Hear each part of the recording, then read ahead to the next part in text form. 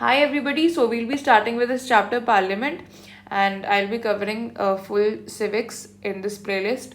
So ये हम syllabus के according ही करेंगे. We'll be doing the topics only that I mentioned in the syllabus. Let's begin.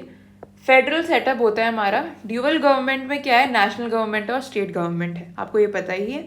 Article 1 of Indian constitution mentions that India that is Bharat shall be a union of states. यानी जो states है हमारे, they don't have the right to secede from India. Secede का मतलब होता है अलग नहीं हो सकते वो इंडिया से. ओके, नाउ हमारे 3 पिलर्स कौन से, legislature, executive and judiciary. Legislature क्या करता है, इट मेक्स लॉज.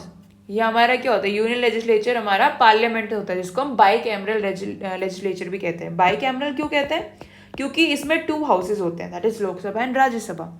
एग्जीक्यूटिव ये क्या करता है, इम्प्लीमेंट करता है लॉज. जुडिशरी क्या हो गया, रिव्यू करना किसी भी लॉ को जो भी लेजिस्लेचर ने पास करा है या किसी भी एग्जीक्यूटिव का लॉ. ठीक है, judicial review gives the power to the judiciary ताकि वो रिव्यू करे कोई भी लॉ. नाउ पार्लियामेंट, देखिए पार्लियामेंट में आपका प्रेसिडेंट होता है, लोकसभा होता है और राज्यसभा होता है. I would also like to tell you about my ebooks. ये आपके ICSE 10th की ई बुक्स है. आपको वेबसाइट में जाना पड़ेगा, मॉली ई बुक्स करके, एंड यहाँ पर काफ़ी सारी ई बुक्स है 10th के लिए. ये हिस्ट्री मोस्ट इंपॉर्टेंट क्वेश्चन आजकल अभी मैंने न्यूली रिलीज़ करी, जिसमें कि टॉप 50 क्वेश्चन हैं जो एक्सपेक्टेड है आपके बोर्ड एग्जाम के लिए. So you can buy it from the link in the description box. Lok Sabha से हम स्टार्ट करेंगे. इसका टर्म क्या होता है, इसका टर्म होता है 5 years. Exception is when there is an emergency. Emergency में एक्सटेंशन कर सकते हैं 1-1 साल. हर बार आपको 1 साल का करना पड़ेगा पास कि हमें इमरजेंसी लगानी है. ठीक है. Composition of Lok Sabha, maximum strength of Lok Sabha is 550. 530 हमारे स्टेट से एंड 20 यूनियन टेरिटरी से. देखिए 2 एंग्लो इंडियन मेंबर भी पहले होते थे, but this has been removed now. Allotment of members to various states is on population basis. जैसे आपका राज्यसभा हो गया, उसमें 20 मेंबर सेलेक्ट करने हैं. ठीक है, और आपको पता है ना कौन करते हैं, इनको MLAs करते हैं. ठीक है, सो आपके राज्यसभा में 20 मेंबर्स थे, मैंने आपको बताया. अब जैसे यूपी में बहुत पॉपुलेशन है तो हमने 10 यहाँ से ले लिए. सपोज दिल्ली से हमने 3 ले लिए. हमने मिजोरम से, मैं एग्जांपल दे रही हूँ, बस 1 ले लिए. तो हम जैसे पॉपुलेशन बेसिस पे कर लेंगे. ठीक है, ऐसे करके जितनी ज़्यादा पॉपुलेशन उतनी ज़्यादा सीट्स. ठीक है, 4-5 जितने भी हो सकता है. ठीक है, अब हम बात करते हैं यूनिवर्सल एडल्ट फ्रेंचाइज की. यस, बिफोर दैट एक बार रिजर्वेशंस का भी देख लेते हैं. रिजर्वेशंस होती है SCs एंड STs के लिए. ये रिमूव होने वाला था बट नहीं हुआ. अब देखिए, universal adult franchise, every person who has attained the age of 18 years is entitled to vote provided he is not otherwise disqualified. ठीक है, 18 years से आप वोट कर सकते हैं. Qualification of members, must be a citizen of India, must be not less than 25 years of age. ये as होती है, एज होनी चाहिए इतनी minimum. Registered voter in any of the parliamentary constituencies. अब डिस्क्वालिफिकेशन क्या है, if one hold an office of profit under the government of India और एनी स्टेट. कोई भी ऑफिस ऑफ प्रॉफिट होल्ड करना अलाउड नहीं है. देखिए फिर से ये डिस्कस हम, अगर आपको नहीं आ रहा है, I will make a separate video, but lengthy मुझे नहीं बनाना है, so I just make it short.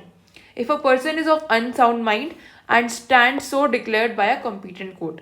Unsound mind के तब भी डिस्क्वालीफाई हो जाएगा.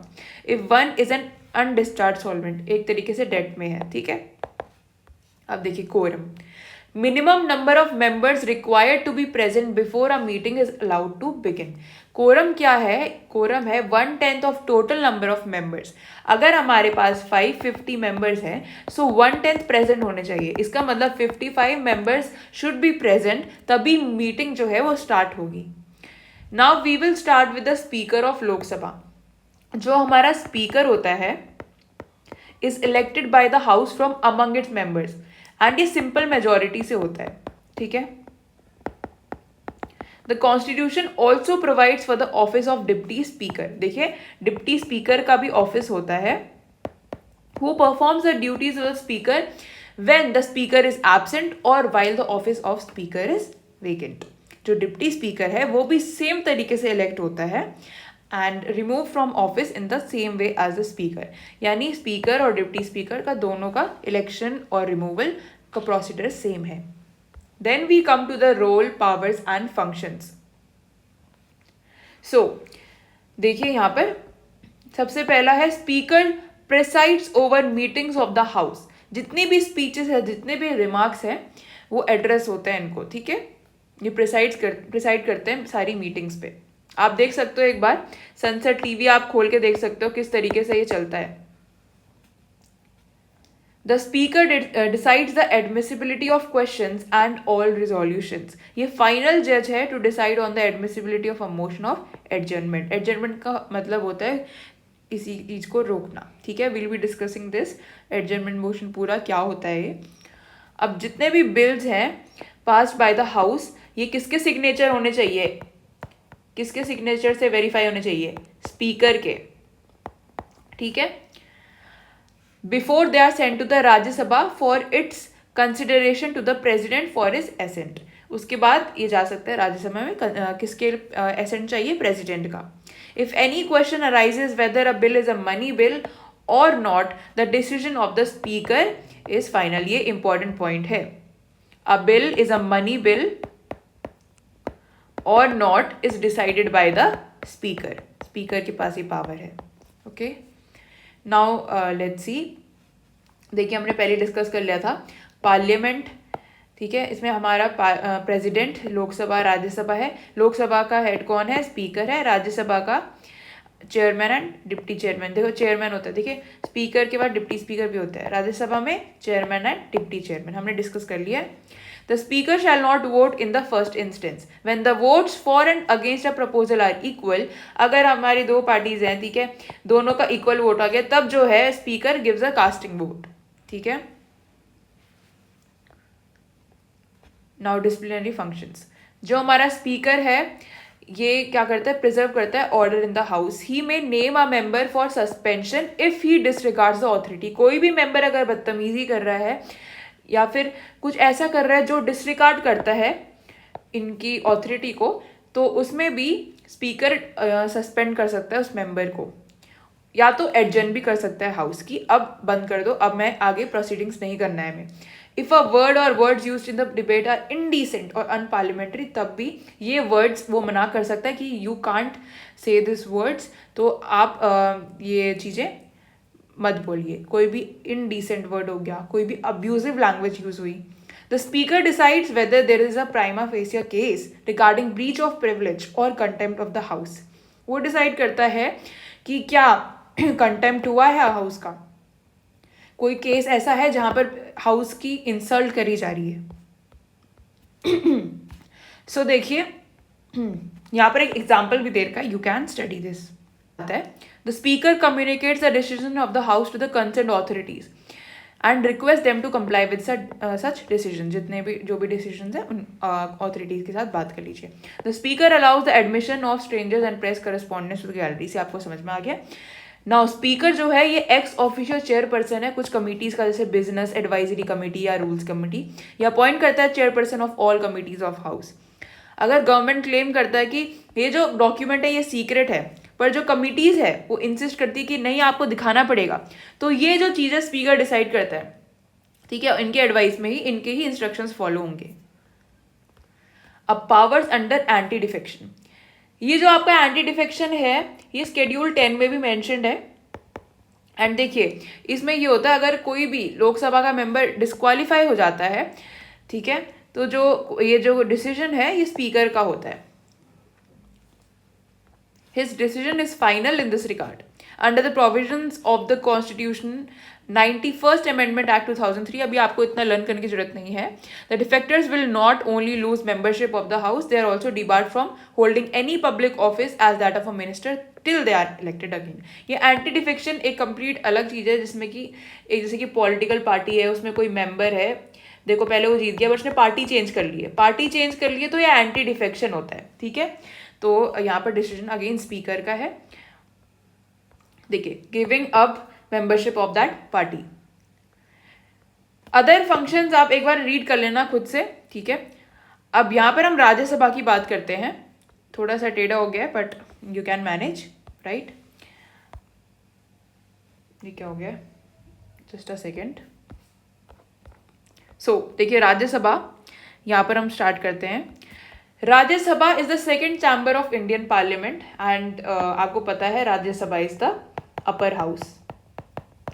इसको हम कहते हैं council of states, right. Permanent body है ये, it can not be dissolved, ये डिसॉल्व नहीं कर सकते।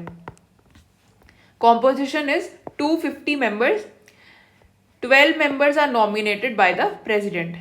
ये literature, science, art, social science, किसी भी इन चीज़ों में मतलब जिन्होंने एक्सपर्ट होंगे उनको ये नॉमिनेट कर सकते हैं, किसी ने रिप्रेजेंट करा होगा, ठीक है। So 12 members are nominated by president. So manner of election कैसा है, राज्यसभा में कैसे इलेक्शंस होते हैं, कैसे मेंबर्स चूज होते हैं। Representatives of states in the Rajya Sabha are elected by the elected members of the legislative assembly. यानी जो आपके राज्यसभा के मेंबर्स होते हैं उनको कौन इलेक्ट करता है, एमएलएस इलेक्ट करते हैं। This is done in accordance with the system of proportional representation through single transferable vote. ये पूरा एक प्रोसीडर है, इसमें आपको एक्सप्लेन नहीं कर रखा है, so will not be discussing it, but अगर आपको चाहिए video I will be making it, ठीक है। प्रोपोर्शनल रिप्रेजेंटेशन का एक फॉर्मूला भी होता है। अगर हमारे पास जैसे 200 राज्यसभा एमएलएज हैं, उनको 4 सीट्स लेनी है, 4 सीट्स इलेक्ट करनी है, तो इस तरीके से ऐसा फॉर्मूला होता है, ठीक है। तो अगर वो उनने कोटा सेटिस्फाई कर लिया सो वो इलेक्ट हो जाएंगे। अभी आपको इतना डीप में जाने की जरूरत नहीं है। सो 4 हमें राज्यसभा मेंबर्स इलेक्ट करने हैं और 200 हमारे एमएलएज हैं, ये इलेक्ट करेंगे। सॉरी फॉर दिस, थोड़ी गले में प्रॉब्लम आ रही है बोल बोल के। सो नेक्स्ट हम पढ़ेंगे क्वालिफिकेशंस राज्यसभा मेंबर्स के। देखिए, must be a citizen of India, must not be less than 30 years of age. Lok Sabha में कितना था, it was 25, right. Must possess additional qualification as may be prescribe by law. Then हम term पढ़ेंगे, Rajya Sabha cannot be dissolve by the president of India. 1/3 of its members retire at the end of every second year, ठीक है। Members of Rajya Sabha की एक तरीके से हम बात करें तो ये 6 year का टर्म है, अगर हम कैलकुलेट करें, ठीक है। ये आरपीए में मेंशन्ड है। Vice president of India is the ex officio chairman of Rajya Sabha. This question is also asked and it is important. जो वाइस प्रेसिडेंट है पर ये किसी भी हाउस का मेंबर नहीं होता। जैसे लोकसभा में स्पीकर जो है ये इसका मेंबर है, बट यहाँ पर ऐसा नहीं है case. Rajya Sabha elects deputy chairman from among its own members, खुद के मेंबर से ही डिप्टी चेयरमैन इलेक्ट करते हैं। Now powers and functions of union parliament, जल्दी से हम देख लेते हैं। लेजिस्लेटिव पावर्स में जो भी मैटर्स है यूनियन लिस्ट के कॉन्करेंट, आपको पता है ना 3 लिस्ट होते हैं, union list, state list and concurrent list, ठीक है। जो पार्लियामेंट है उसके पास पावर है कि वो लॉज बनाए किसके मैटर्स में, यूनियन लिस्ट के मैटर्स में। और जो पार्लियामेंट और स्टेट लेजिस्लेचर उन दोनों के पास है लॉज किस में बनाने का, कॉन्करेंट लिस्ट में। अगर कॉन्फ्लिक्ट होगा सेंट्रल और स्टेट के बीच में तो जो लॉ है पार्लियामेंट का वो प्रिवेल होगा। एक तरीके से सेंट्रल को ज़्यादा पावर है, मतलब पार्लियामेंट क्या कर सकती है, उनकी मर्जी है वो कौन सा लॉ प्रिवेल करें, ठीक है। देन रेसिडरी पावर्स में जो पार्लियामेंट है इनके पास ये पावर है कि वो किसी भी सब्जेक्ट में बनाए, अगर वो मेंशन नहीं भी हो, चाहे यूनियन स्टेट और कॉन्करेंट में नहीं मेंशन्ड है फिर भी वो लॉ बना सकता है, ठीक है। इससे बाहर, इन तीनों से बाहर। Matters in the state list, the parliament can legislate even on subjects included in the state list, यानी पार्लियामेंट के पास पावर है स्टेट लिस्ट में भी देख सकते हैं during the proclamation of an emergency. और इन केसेस में भी देखिए, अगर राज्यसभा पास कर दे 2/3 मेजॉरिटी कि एक सब्जेक्ट है स्टेट लिस्ट का वो बहुत इंपॉर्टेंट है, इसमें नेशनल इम्पोर्टेंस एज्यूम कर लिया है और इसमें बनाना ही पड़ेगा, ठीक है, कोई भी लॉ जिससे। When 2 or more states desire that the parliament should legislate on a subject given in the state list. Ordinances, the president may promulgate an ordinance at a time when the parliament is not in session. जब parliament session में नहीं होता है, देखिए एक बार, जब parliament session में नहीं होता है तो जो प्रेसिडेंट है वो ऑर्डिनेंस पास कर सकता है, ठीक है। All ordinances must be laid before the houses for their approval. जब वापस आ जाएं हाउसेज, ठीक है, तो तब वो अप्रूव कर सकते। अगर 6 वीक्स के एक्सपायरेशन हो गए तो वो ऑर्डिनेंस भी बंद हो जाएंगे, ठीक है। ये हम कब बात कर रहे हैं, जब रीअसेंबली हो जाए उसके बाद की, पार्लियामेंट की रीअसेंबली के बाद की। नाउ हम थोड़ी फाइनेंशियल पावर्स भी पढ़ लेते हैं। अ money bill can only be introduced in the Lok Sabha. इसके बाद मनी बिल जो है, जैसे पहले ये इंट्रोड्यूस कहाँ होगी, सिर्फ लोकसभा में इंट्रोड्यूस हो सकती है। लोकसभा में इंट्रोड्यूस होने के बाद ये कहाँ जाएगी, राज्यसभा में जाएगी, ठीक है। The Rajya Sabha must return the bill to the Lok Sabha within a period of 14 days. कितने डेज में, 14 डेज में इसको वापस करना होगा रिकमेंडेशंस के साथ। जो लोकसभा है उनकी मर्जी है कि वो राज्यसभा के रिकमेंडेशंस को एक्सेप्ट करे या रिजेक्ट करे मनी मैटर्स में, क्योंकि इसमें हमारा लोकसभा का ज़्यादा पावर है। बजट, एक बार आप बजट अच्छे से पढ़ लेना।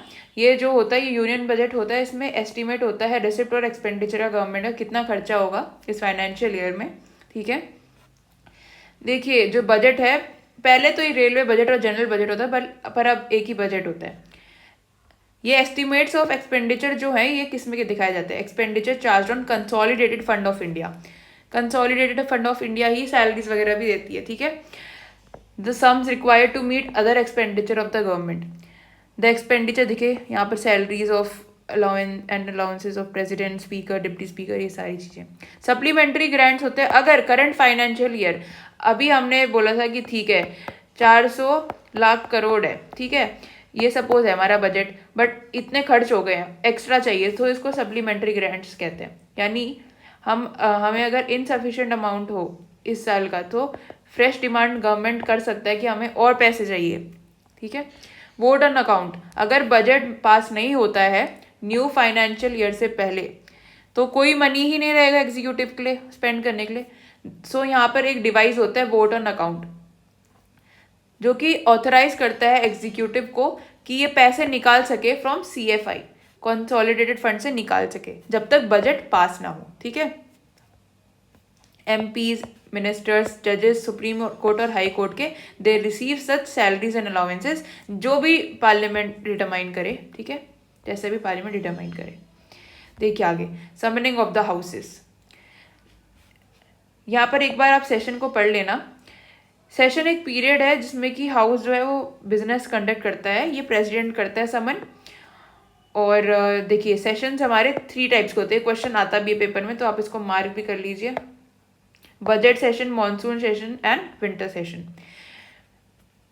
प्रेसिडेंट भी एड्रेस करता है joint sitting of 2 houses at the commencement of the first session general election के बाद, ये भी बहुत इंपॉर्टेंट है, ठीक है। देन सी क्वेश्चन आर एक बार हम देख लेते हैं। मोशन ऑफ थैंक्स में बस ये है कि जो प्रेसिडेंट एड्रेस करता है, और इसमें क्या है कि ये मोशन होता है थैंकिंग द प्रेसिडेंट, स्पीच के लिए, थैंक करने के लिए एक तरीके से। क्वेश्चन आर, जो फर्स्ट आर है आपका इन सिटिंग, ठीक है, ये किसके लिए होता है, asking and answering of questions. देखिए स्टार्ट क्वेश्चंस होते हैं, अनस्टार्ट क्वेश्चन होते हैं और शॉर्ट नोटिस क्वेश्चन होते हैं। स्टार्ट क्वेश्चन होता है जो क्वेश्चंस का आंसर ओरली चाहते हैं मेंबर्स, ठीक है, और इनमें एक एस्टेरिस्क का साइन होता है। सप्लीमेंट्री क्वेश्चन भी पूछे जा सकते हैं, फिर से क्वेश्चन पूछे जा सकते हैं रिप्लाई करने के बाद, जैसे मिनिस्टर रिप्लाई कर ले। अब अनस्टार्ट क्वेश्चन होता है जिसमें एस्टेरिस्क मार्क नहीं होता है, इसमें आंसर रिटन फॉर्म में हम दे सकते हैं, और no supplementary question can be asked thereon, उसके बाद नहीं पूछ सकते। ये क्वेश्चन आर क्यों होता है, एक तरीके से चेक करने के लिए कि हाँ गवर्नमेंट सही से काम कर रहा है, सरकार सही से काम कर रही है, जो पार्लियामेंट है, जो भी मेंबर्स हैं वो क्वेश्चंस पूछते हैं किनको, मिनिस्टर्स को। Short notice question relate to a matter of urgent importance, such a question may be asked with notice shorter than 10 clear days. अब 0 आवर जो होता है ये बिगिन होता है 12 o'clock क्वेश्चन आवर के सीधे बाद, और ये 1 o'clock तक चलता है, ठीक है, क्योंकि लंच ब्रेक हो जाता है 1 o'clock। 0 आवर के टाइम सारे टाइप के क्वेश्चंस रेज होते हैं। Sometimes they raise matter simply to gain publicity और just to embarrass the government, ठीक है। अब वेरियस टाइप ऑफ मोशन हम पढ़ेंगे। एडजर्नमेंट मोशन होता है, ये प्रपोज करता है कि जो हाउस है उसको सारे बिजनेस को साइड कर देना चाहिए और एक इम्पॉर्टेंट मैटर में डिस्कस करना है, matter of urgent public importance. इससे नॉर्मल बिजनेस है जो हाउस का वो इंटरप्ट भी होता है, ठीक है। अब देखिए no confidence motion. The council of ministers is collectively responsible to the Lok Sabha. अगर जो मोशन है वो नो कॉन्फिडेंस एक्सप्रेस कर रहा है तो जो इनको काउंसिल ऑफ मिनिस्टर्स एक तरीके से सरकार को रिजाइन करना होगा अगर नो कॉन्फिडेंस पास हो जाता है, ठीक है। If the motion is passed, it implies loss of confidence in the government and the Prime Minister is obliged to submit his resignation.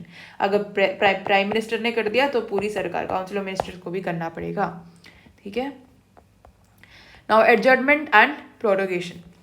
Adjournment मैंने आपको बताया था सस्पेंड करना, ठीक है, प्रोसीडिंग्स को। प्रोरोगेशन मतलब एंड करना। Power to adjourn the house belongs to the speaker, but prorogation of a session can be done by the president alone. ये ध्यान रखना आप। Parliament exercises control over executive, ये एक इंपॉर्टेंट क्वेश्चन भी है। यहाँ पर आपका क्वेश्चन आ रहा है adjournment motion, censure motion and no confidence motion है। देखिए सेंशर मोशन का मतलब होता है कि ये किसी भी ग्रुप ऑफ मिनिस्टर या इंडिविजुअल मिनिस्टर के अगेंस्ट पास हो सकता है। ये बताना चाह रहे हैं कि अगर किसी पॉलिसी के लिए डिसअप्रूवल है कि नहीं ये पॉलिसी सही नहीं है, सो इसके एडॉप्शन से रेजिग्नेशन हो सकता है गवर्नमेंट का, ठीक है। एक बार आप उसको रीड कर लेना।